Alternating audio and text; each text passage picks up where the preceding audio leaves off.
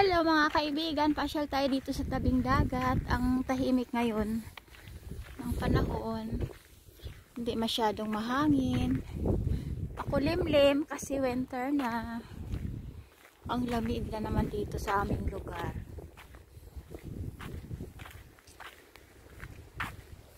Yan ang tahimik na kasi ang lamig na mamasyal dito, wala nang tao. Alas 4 ng hapon ngayon. Ayan. Pasyal tayo dito. Sa buhangin.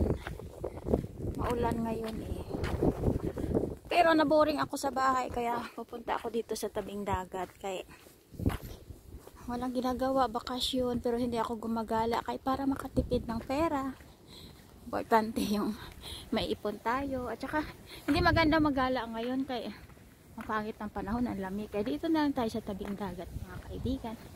Kaya dito lang ako nakatira eh, malapit. Pero minsan lang ako dito mamasyal. Yan, mamasyal ako mag-isa, walang katao-tao. Yan, maingay ang dagat. Lamig.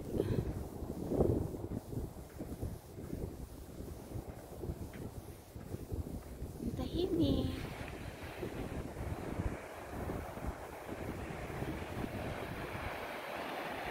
Pag mahangin, sobrang ano dito, ang lakas ng alon dito sa amin pag mahangin. Yan ngayon, tahimik ngayon ang panahon dito sa amin, walang hangin, kaya yan lang ang balod, alon. Ayan. Hapon na. Kaya yan. Pasyal-pasyal tayo para paano sa ating tuhod. Ayan. Maraming salamat mga kaibigan. Ayan, dito na tayo. Uwi na ako kasi hapon na.